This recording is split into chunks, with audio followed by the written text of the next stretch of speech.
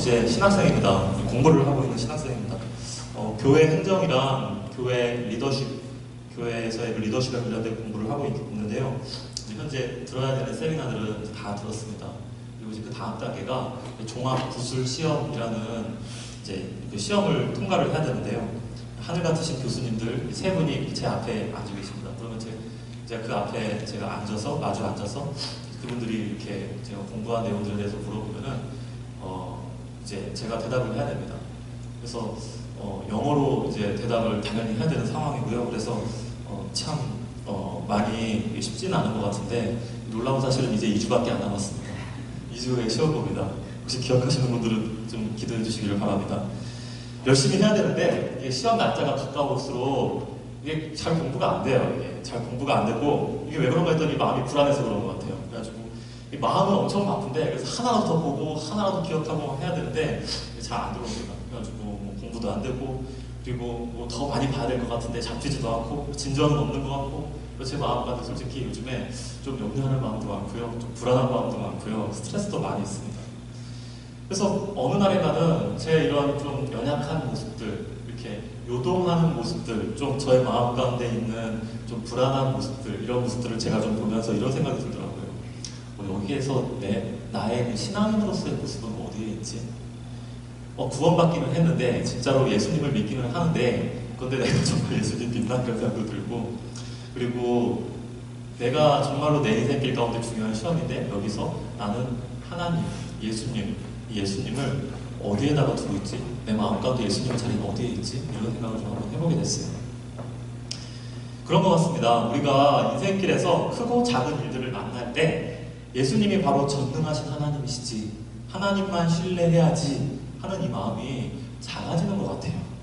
아주 없지는 않는 것 같아요. 왜냐하면 우리는 예수님 믿으니까 예수 신앙이 있으니까 우리 마음 가운데 신앙이 있어요. 하나님을 믿는 믿음이 있어요. 그런데 문제를 만나면 나의 삶 가운데 어려움이 찾아오게 되면은 이 마음이 작아지는 것 같아요. 그때 우리는 예수님께 이렇게 물어보게 되는 것 같습니다. 하나님 믿는데 살다 보니까 내 삶을 돌아보니까 마음과 말로, 태도로, 행동으로 범죄했어요. 하나님. 예수님 믿기는 믿는데 하루하루 사는 게 힘들어요. 내 주변에 일어나는 일들마다 다 나를 괴롭히는 것 같아요. 다 나를 힘들게 하는 것 같아요. 내 주변에서는 좀 내 마음에 좀 기뻐할 만한 일은 하나도 안 일어나는 것 같고 이쪽을 봐도 어렵고 저쪽을 봐도 괴롭고 다 생각하고 고민해야 될 것 투성인 것 같아요. 예수 믿는데 왜 그래요? 내 마음은 슬픕니다. 짜증납니다. 화납니다. 우울합니다. 예수님을 믿는데 내 마음은 온통 비관적인 생각으로 가득 차 있습니다.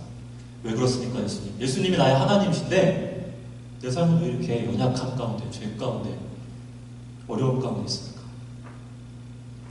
오늘 본문 마가복음서를 받아보던 초대교회의 성도님들도 이런 비슷한 상황에 놓여 있었던 것 같습니다. 이 마가복음은 서기 50년대 후반에 로마에서 쓰여졌습니다.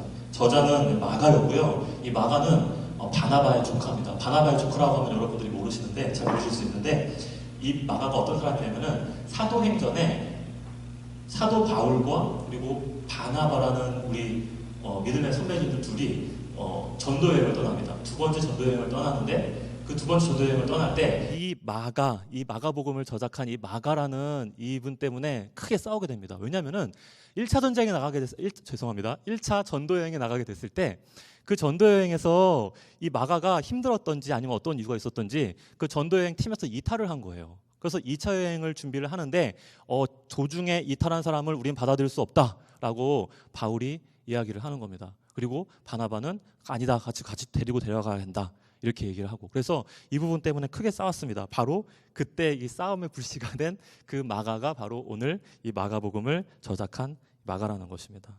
그리고 또 이 마가는 나중에는 사도 베드로의 비서의 역할도 했어요. 그래서 사도 베드로가 어떤 편지들을 보내면은 그거를 대필하는 역할, 이런 역할도 했습니다. 그래서 오늘 이 마가복음은 사도 베드로가 예수 그리스도의 행적에 대해서 말했던 그런 것들을 이 마가가 듣고 글로써 기록한 그런 복음서인 것입니다.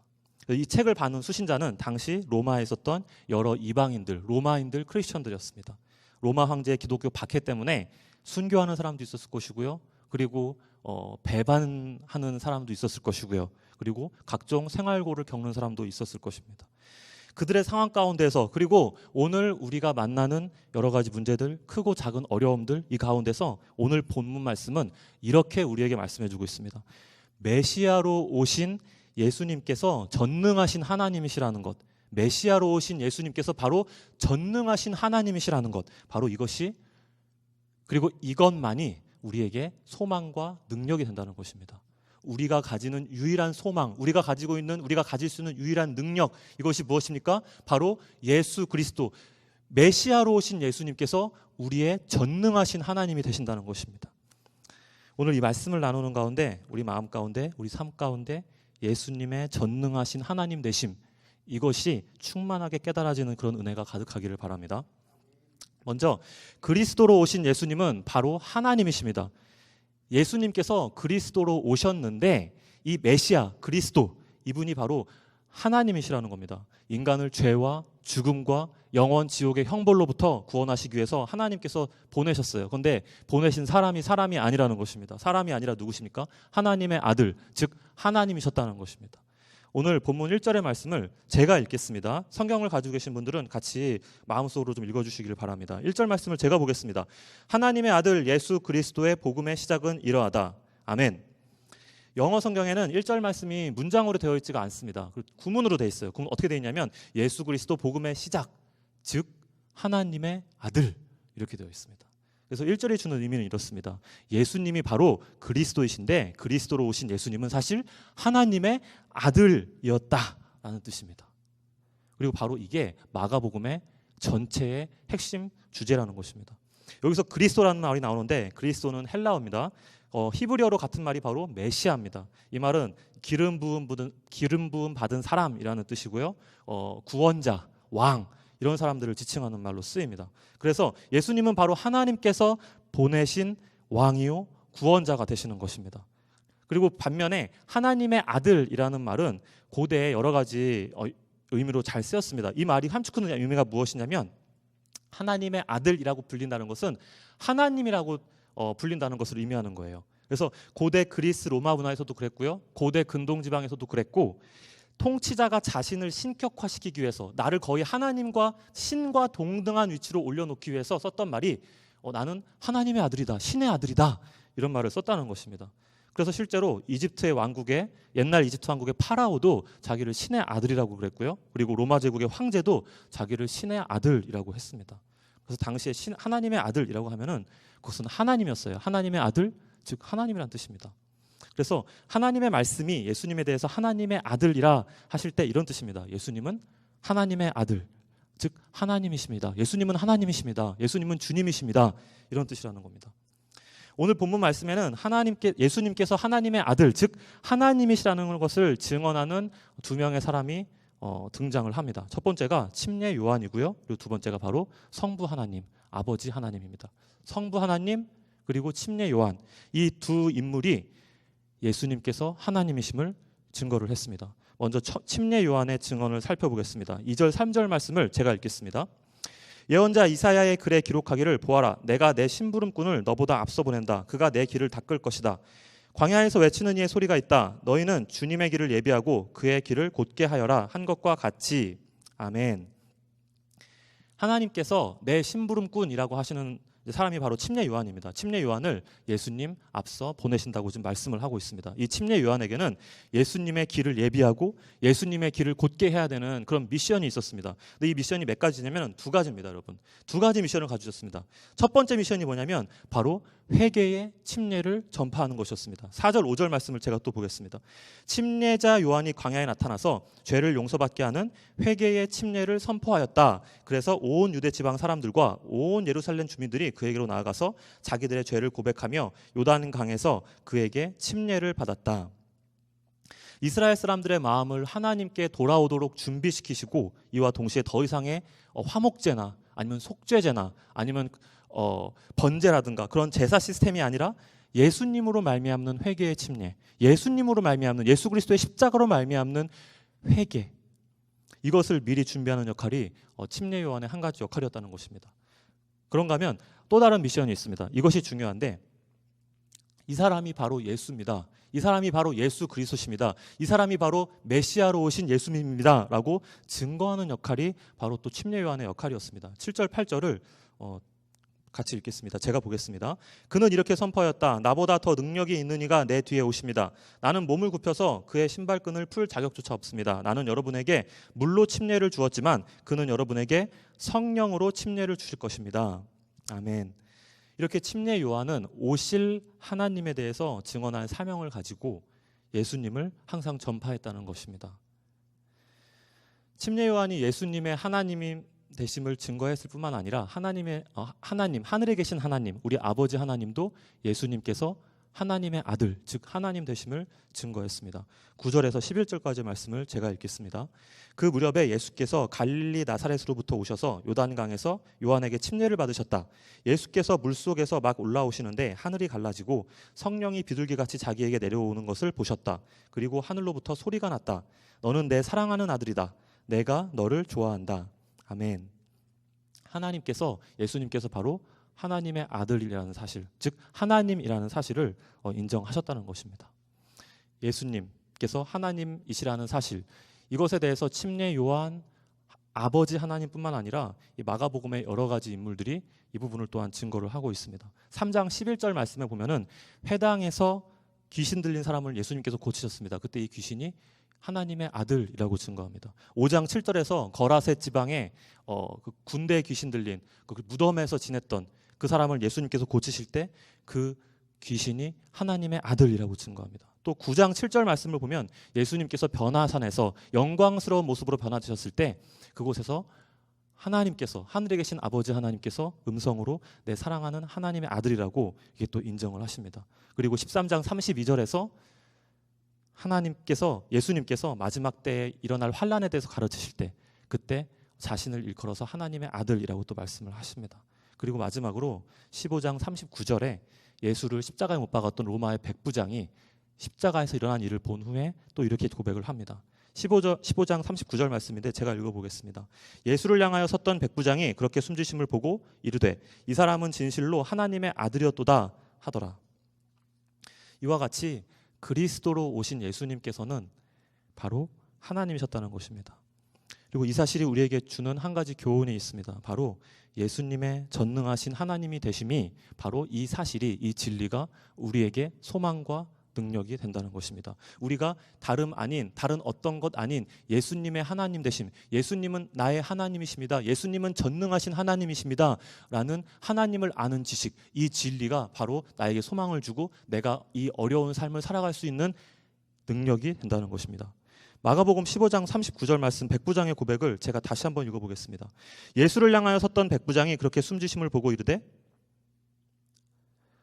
이 사람은 진실로 하나님의 아들이었도다 하더라. 이 백부장의 고백에 나오는데 예수님께서 백부장에게 어떤 선물이나 아니면 어떤 재물이나 아니면 백부장의 어떤 병든 아들을 고치셨거나 그런 게 아니었어요. 어떤 백부장의 기도의 제목을 들어주신 게 아니었고요. 그냥 백부장의 필요에 응답해 주신 것도 아니었고요. 그냥 예수님께서 십자가에 못 박혀 돌아가신 모습을 보고 깨닫게 된 것입니다. 예수님께서 하나님의 아들, 즉 하나님이셨다. 철저하게 예수님의 십자가만 보고 깨닫게 되었다는 것입니다.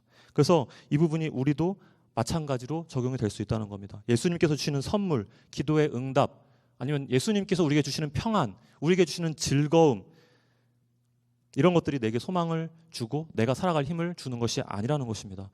예수님이 주시는 무언가, 예수님께로 받는 무언가, 이것이 나로 하여금 소망을 주고 나에게 기쁨을 주고 내가 살아갈 수 있는 힘을 주는 것이 아니라 바로 예수님, 오직 예수님과 예수 그리스도의 십자가만이 내 삶 가운데 소망을 주고 내가 살아갈 수 있는 힘과 능력을 준다는 것입니다.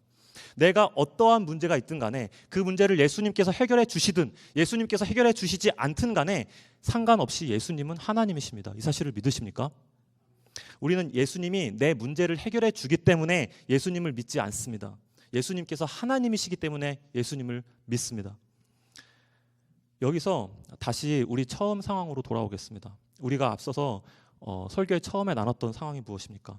예수님을 아는데, 믿는 사람인데, 믿음이 있는데 삶이 너무 고달픕니다. 문제들이 많이 생겨납니다. 그럴 때마다 내 마음에 불만이 쌓입니다. 원망도 쌓입니다. 비관하는 마음도 쌓입니다. 포기하고 싶은 마음도 쌓입니다. 무엇보다도 연약합니다. 다시 일어날 힘이 없습니다. 이거 아닙니까? 예수님은 아는데, 예수님은 믿는데, 그런데 내 삶은 왜 그렇습니까? 내 삶 가운데 예수님의 위치는 어디에 있습니까? 예수님은 하나님이시라고 하는데 내 삶은 왜 이렇습니까? 이게 우리의 문제가 아니었습니까? 근데 오늘 하나님의 말씀인 성경이 증거하고 있다는 것입니다. 오직 예수님만이 우리의 소망과 능력이 되신다는 것입니다. 그래서 우리는 바로 이 하나님을 만나야 됩니다. 하나님이신 예수님을 만나야 된다는 것입니다. 강하고 담대하게 주님을 붙잡아야 됩니다. 쓰러졌어도 다시 일어나서 하나님을 붙잡아야 된다는 것입니다. 왜냐하면 하나님 외에는, 예수님께서 하나님이 되신다는 이 진리를 깨닫는 것 외에는 답이 없기 때문입니다. 우리 인생에 답이 없기 때문입니다. 백부장이 예수 그리스도를, 십자가를 보고 하나님을 아는 지식에 충만해졌던 것처럼 우리도 그렇게 해야 된다는 것입니다. 예수님의 하나님 되심의 은혜가 우리 안에서 충만할 때 우리에게 일어나는 일이 있습니다. 무엇이냐면 내 문제가 작아집니다. 대신 무엇이 커집니까? 예수 그리스도의 하나님 되심. 하나님께서 내 안에 살아 역사하시고 이 하나님이 전능하신 하나님이시지. 이 마음이 커집니다. 하나님을 아는 지식이 내 안에서 풍성해지게 된다는 것입니다. 그래서 문제가 있어도 내 마음 가운데 형언할 수 없는 감사가 일어날 수 있게 된다는 것입니다. 예수님의 하나님 되심을 경험하기에는 내 문제가 너무 큽니까? 내 처한 상황이 너무 비관적입니까? 그래서 내가 감사할 수 없습니까? 그래서 내가 살아갈 수 없습니까? 그래서 내가 내 삶이 매일매일 힘듭니까? 그렇지 않다는 것입니다. 그렇지 않고 예수님의 전능하신 하나님을 경험하고 체험하기에 오히려 우리는 살아갈 수 있다는 것입니다. 말씀을 정리하겠습니다. 지금까지 우리는 이 마가복음 1장 1절 말씀, 제가 다시 한번 읽어보겠습니다. 하나님의 아들 예수 그리스도의 복음의 시작은 이러하다. 즉 예수 그리스도 복음의 시작, 즉 하나님의 아들이라는 부분, 우리 이 부분에 대해서 어쩌면은 이렇게 읽어왔을지도 모르겠어요. 하나님 알겠는데 그런데 내 모습은 왜 그렇습니까? 나의 삶의 현재의 모습은 왜 그렇습니까? 왜 나는 이렇게 연약하고 내 삶은 이렇게 고달픕니까? 1절 말씀처럼 예수님은 전능하신 하나님인데 내 삶은 왜 그렇습니까? 도대체 왜 그렇습니까? 정말 모르겠습니다. 우리는 이 마가복음 1장 1절의 말씀을 이렇게 읽어왔을지도 모르겠어요. 그런데 이 말씀은 이렇게 읽는 말씀입니다. 온갖 문제들이 내 마음을 좌절시키고 어둡게 만들고 비관하게 만들고 낙심하게 만들고 그런다 할지라도 내가 예수님 때문에 삽니다. 왠 줄 아십니까? 예수님께서 나의 하나님 되시기 때문입니다. 예수님께서 하나님이시기 때문입니다. 이 하나님 한 분이면 됩니다. 이 믿음, 예수님 하나면 되지, 예수님이면 되지, 예수님께서 하나님이시라는 사실, 그 진리, 그거 하나면 되지라는 내 마음 가운데 믿음, 이 믿음을 갖고 우리가 1장 1절의 말씀을 읽어야 된다는 것입니다. 메시아로 오신 예수님께서 전능하신 하나님이시라는 것, 바로 이것이, 그리고 오직 이것만이 우리가 가지고 있는 문제들 가운데에서, 우리가 걸어가고 있는 매일매일의 삶 가운데에서 소망을 가지고 능력을 가지고 살아갈 수 있는 원동력이 된다는 것입니다. 우리가 이 예수님을 만나기를 원합니다. 우리 마음 가운데 신앙생활을 하면서 언제부턴가 우리 마음 가운데 예수님의 하나님 되심, 내가 맨 처음에 하나님 믿었을 때는, 하나님 만났을 때는, 하나님을 인격적으로 만났을 때는 예수님께서 하나님이시구나, 나의 구원자 되시구나, 전능하신 하나님이시구나, 이분 안에 있을 때 내 안에 능치 못할 일이 없구나 라고 고백했던 그 하나님이, 내 안에 그렇게 크게 자리 잡았던 하나님이 언제부턴가 그런데 왜 내 삶은 이렇습니까? 그런데 내 삶은 왜 이렇게 힘듭니까? 라는 마음의 태도로 나의 마음이 무너졌다면, 나의 마음이 현재 그런 마음 가운데 있다면 우리의 마음이 다시 회복되었으면 좋겠습니다. 예수님이 전능하신데 그럼에도 내 삶이 이런 게 아니라, 예수님이 전능하시기 때문에, 전능하신 하나님이시기 때문에 내가 가지고 있는 현재의 삶에서 내가 살아갈 수 있습니다. 이것을 붙잡고 강하고 담대하게 우리 하나님을 구하며 하나님의 은혜를 구하며 나아가는 우리가 됐으면 좋겠습니다. 하나님께서 이 부분을 정말 기뻐하실 것 같아요. 이것이 우리의 고백이, 우리의 어려움 가운데 하나님께 드리는 이 믿음의 고백이 하나님께서 받으시는 가장 큰 노래고 찬양이고 아름다운 곡조가 될 거라고 믿습니다. 이 믿음이 우리 가운데 함께하기를 우리 주 예수 그리스도의 이름으로 간절히 축원합니다.